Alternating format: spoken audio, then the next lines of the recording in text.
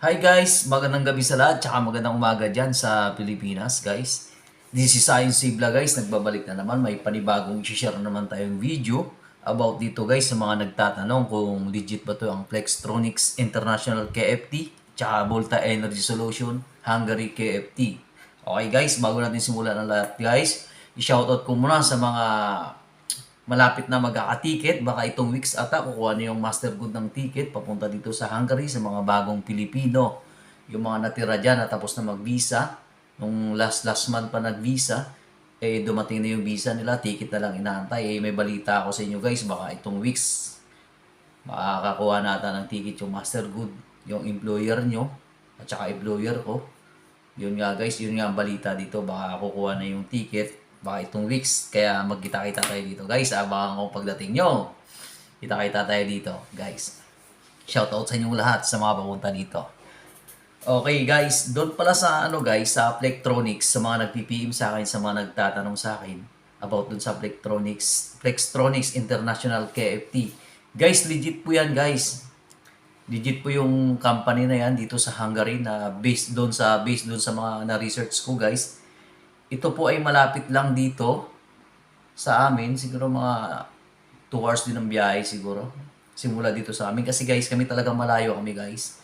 Malayo kami sa capital city na Hungary. Dito sa may Budapest. Talaga malayo kami. Dulo kami guys. About dyan sa Flextronics, legit na legit po yan guys. Ang guys, dalawa o tatlong agency may hawak dyan. Kaya napaka-demand yan. Nag-hiring talaga ngayon yan. Kung naabutan nga lang namin siguro yan, baka mas maganda yan kasi electronics yan guys. Based kasi dun sa na-research ko guys, mga semiconductor at component ang gawa dyan.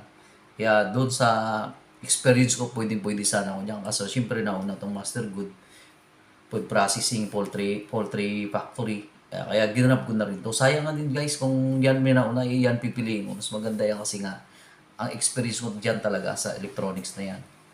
Kaya guys, sa mga nag-apply, sa mga nagtatanong yan, mga for medical na about dyan sa Flextronics International KFT, guys, i-grab nyo na. Legit po yan. Legit po yan. Sayang yung opportunity sa mga nag-apply talaga, ang gusto mag-abroad o pumunta dito sa Hungary. I-grab nyo yan guys, napaka-legit po yan. At saka yung agency natin guys, legit po yan. Marami na pong napaalis yan dito sa Hungary. Kaya yun, sa mga nagpipim yan na may isasagot ko. Isang napakalang legit po yung agency natin. Tsaka yung company na Flextronics, andito po yan, nakita ko po yan dito sa base sa research ko dito sa Hungary. At saka guys, isa po yung yung Volta Energy. Volta Energy Solution sa mga nag-medical na rin. Diyan mapupunta sa Volta Energy. Legit po yan guys. At saka guys, yan ang pinakamaganda. 1 hour lang Budapest na. Napakalapit guys. Sa amin guys, 7 hours ang biyahe papuntang Budapest. Kaya nga kami bago kami pumunta ng Budapest talaga, 3 to 4 days talagang pinaplano namin yan para makapag-stay kami doon. Kasi ang layo guys ng capital city dito sa amin.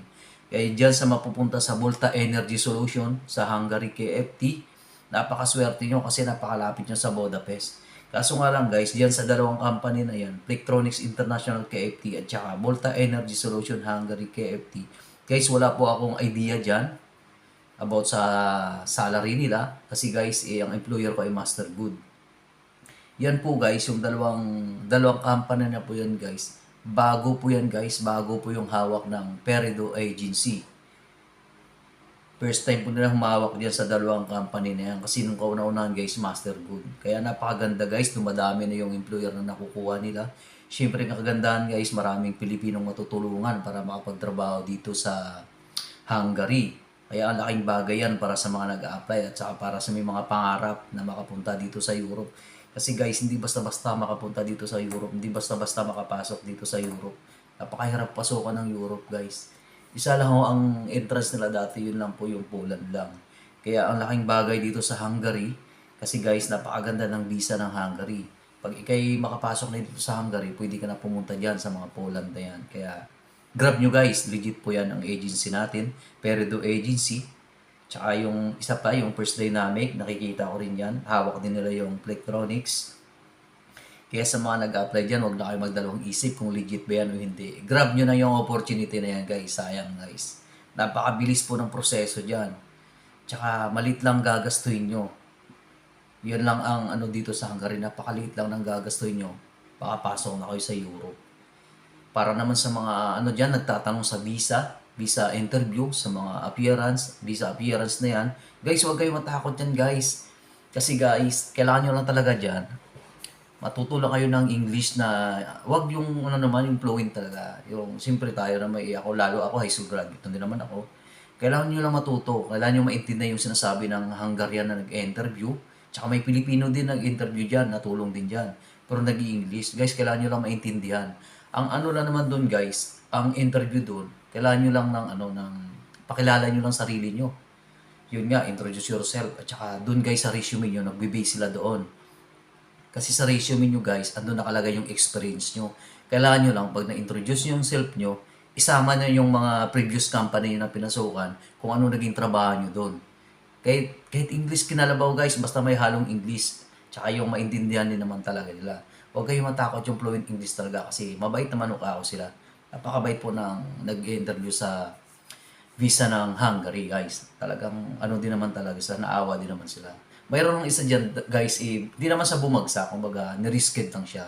Kasi talaga, hindi talaga siya marunong mag-English. Kaya mahirap din para sa nag-interview na Hungarian, nag-i-English, hindi niya maibalik, hindi niya maisagot yung tanong. Kaya sa akin lang, mag-practice lang kahit maintindihan lang yung sinasabi, mga basic lang talaga. Importante lang doon, maintindihan mo sinabi niya, maibalik mo ng konti o lahat ng sinasabi niya na kasi meron, pagkatapos kasi ng interview guys, magba-biometric kayo dyan sa embassy. Kaya kailangan nyo maintindihan yung sinasabi niya. Kahit mo lang, baka naman kasi doon sa pag sinabi niya pa lang yun guys, mga middle, mga finger na yan, pag biometric, di mo pa maintindihan, di ba? Yun ay basic lang, kaya kailangan mo maintindihan yan. Yan ang masishare ko guys about dyan sa visa. Huwag kayo ako matakot yan. Kumbaga guys, yun ay formality na lang. Napakabait po ng visa interview o visa embassy. Napakabait po. Napakabilis po nila mag-release ng visa at saka mag-approve. Yun, hindi po ganun kahirap. Kailangan nyo lang matuto ng English ng konti. Hindi naman sobrang konti. Basta yung maintindihan nyo rin yung sinasabi nila. Yun lang naman ang una i-introduce mo self mo. Tapos yung experience mo. Ako kasi guys, pagtapos ko mag-interview pagkatapos ko nag-introduce myself, diniretso ko na lahat ng experience ko, lahat ng company na pinasukan ko, sinabi ko na para wala na sa i-interviewin pa. O, di ba? Ganun discard din guys, napakabilis lang. The rest nun guys, saglit lang kami nag-interview, siguro mga 10 to 15 minutes lang. Pagkatapos nun guys, nag-biometric na ako. Picture. Yan, lahat yan. Kasi lahat ng fingerprint natin guys, ipapadala yan dito sa Hungary. Maging record mo yun guys. Yeah, guys, huwag kayong matakot. Formality lang yan guys. Tsaka, yun lang. Kailangan nyo lang matuto ng English ng konti. Hindi naman kailangan na fluent ka mag-English. Pero kung maganda kung talagang fluent ka, napaka-advantage mo guys. Hindi ka matatakot pagdating sa visa interview. Kaya sa mga nahinaan ng loob dyan, naku, lakasan yung loob nyo. Mag-review kayo habang wala pa ang schedule ng visa interview nyo. Mag-review kayo. Madali lang. May YouTube na tayo ngayon. Kaya guys, yun lang mabibigay kong tips sa inyo para at saka dun sa mga nag-apply at saka mga for medical na dyan sa Electronics, congratulations sa inyo. Shoutout sa inyong lahat. Para naman sa mga sa Volta Energy Solution Hungary KFT, congrats din sa inyo sa mga nag-medical na rin. Siguro may kakilala din siguro ako yan. Swerte nyo na punta kayo dyan kasi kayong kauna-unahang madideploy dyan na hawak ng Peredo. Kaya guys dyan, wala pa ako ngayon idea dyan sa kung paano proseso nila dyan. Katulad din sa amin na proseso sa master good na employer ko. Pero sa embassy guys, isa lang yung embassy natin. Dyan lang sa BGC Taguig. Kaya guys, yan lang mai-share ko sa inyo guys. Sana i-grab yung opportunity na yan. Kayong kauna-unahang Pilipino na hawak ng Peredo na mapupunta dyan sa dalawang company. Kaya galingan nyo guys, maging huwaran sana kayo. Kung kayo madideploy man, gandahan nyo yung performance nyo para naman sa mga susunod na Pilipino. Marami pang order na employer na Pilipino. Di makatulong. Ganun lang guys, tulungan lang tayo guys. Pakita natin yung best natin. Kung ikaw naman ayaw mo naman sa kumpanya na yan, napakaraming opportunity naman dito. Basta ang gagawin nyo lang dyan guys, tapusin yung kontrata nyo para wala kayong problema. Tapos nun guys, dito marami nang ma-applyan dito. Dito lang ako sa Europe, din ako mahirapan. Kaya guys, good luck sa inyo guys. At saka, kita tayo dito guys. Babu!